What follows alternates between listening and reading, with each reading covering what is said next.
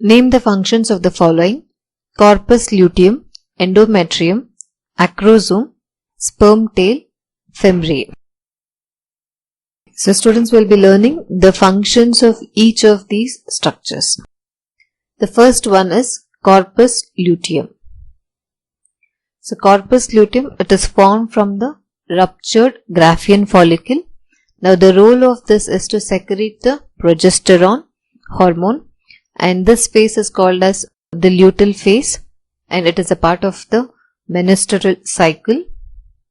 So before this, in the previous question, we have learned about the structure of the ovary, and there we learned the different stage of follicles. So these are the primary follicle, secondary and tertiary. Now the tertiary follicle is also called as Graafian follicle.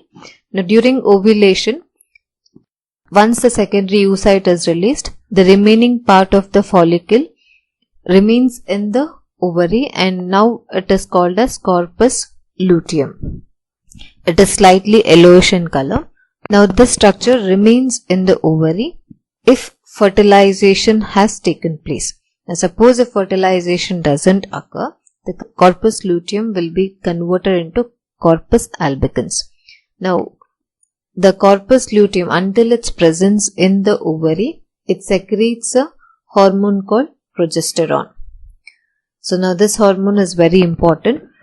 It is also called as the pregnancy hormone. It retains the endometrium lining so that the fetus is nourished properly. The high level of progesterone inhibits the secretion of FSH and LH.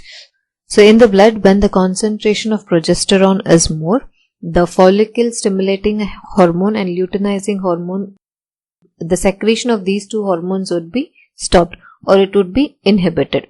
These hormones are generally released by the pituitary gland. So through a negative feedback mechanism, the progesterone prevents or stops the secretion of FSH and LH. So when FSH and LH are present in lesser quantity, there would be no further growth of the primary follicle, or ovulation will not take place. And the main role of progesterone is it allows the endometrium of the uterus to proliferate and prepare itself for implantation. So as the endometrium proliferates, it increases in its thickness, it becomes more vascularized. Vascularized means it is completely supplied with the blood vessels so that it can nourish the embryo if it gets implanted. Now the next example is endometrium. Now endometrium is the innermost highly vascular and glandular lining of the uterus. It undergoes cyclic changes during the menstrual cycle and prepare itself for the implantation of the blastocyst and placentation. Now here, this is the uterus. Now this portion.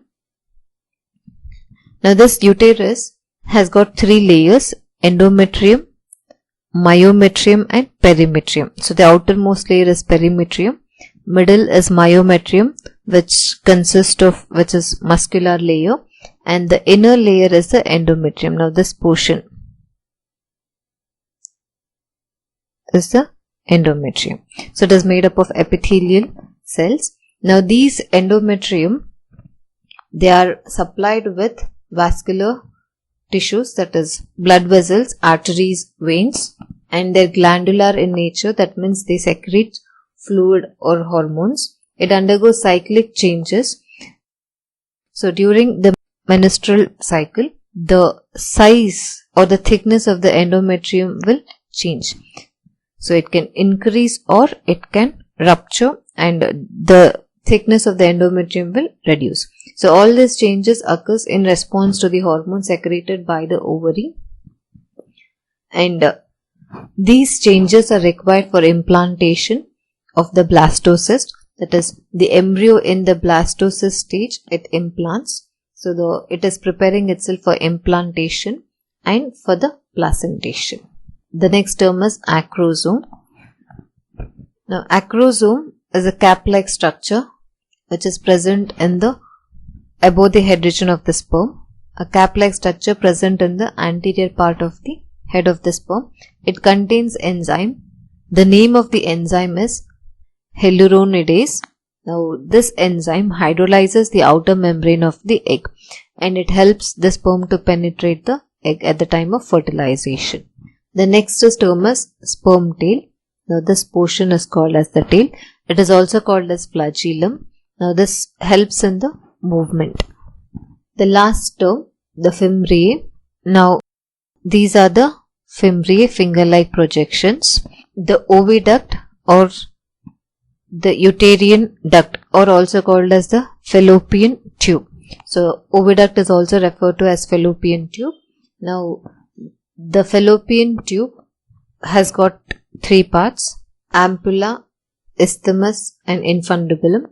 Now fimbriae is the last portion. It has finger-like projection and they are present nearer to the ovaries. They do not form a contact with the ovary, but during ovulation the secondary oocyte would be released and they are collected by the fimbriae and then it would be transported into the oviduct. So the finger-like processes of fallopian tube, also referred as oviduct, it increases the chances of trapping the ovum, which is released during the process of ovulation.